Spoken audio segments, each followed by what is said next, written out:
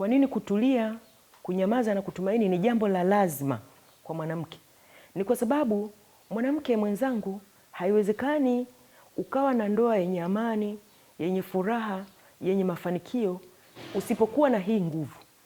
Ni kwa sababu ni muhimu kwa kiasi kile kwamba tunaweza tukasema haiwezekani kuwa na ndoa yenye amani, yenye furaha, yenye mafanikio mwanamke usipokuwa na nguvu hii ya kutulia, kunyamaza na kutumaini.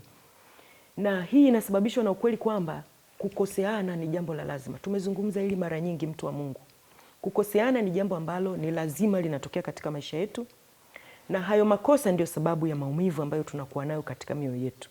Sasa kukosewa huko kunaweza kuwa kunatokana na kukosewa na mtu yeyote. Unaweza ukakosewa na mume wako, unaweza ukakosea na wazazi wake, unaweza ukakosewa na wifi zako, shemeji zako, ndugu wa mume, na wakati mwingine unaweza ukakosewa tu na watu wengine kazini.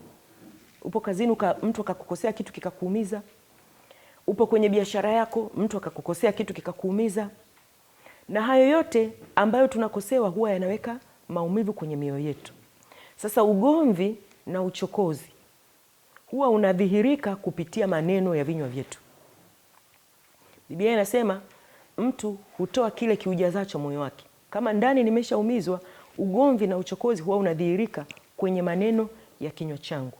Lakini wakati mwingine kwa kiasi fulani, ugomvi na uchokozi pia huweza kudhihirika katika body language, katika mwili, yani katika maumbo ya mwili wangu kuniangalia. Ikiwa nimenuna, nimekunja uso, nimekasirika, sizungumzi, sicheki, hayo yote ni aina ya ugomvi na uchokozi ambao huwa unajitokeza.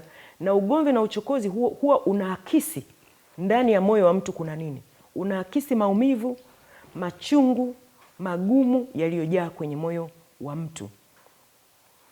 Hivyo uko umuhimu mkubwa wa kutulia, kunyamaza na kumtumaini Mungu, hasa pale tunapokuwa tunayo mambo ya kuudhi, tunayo mambo ya kuumiza ndani ya mioyo yetu.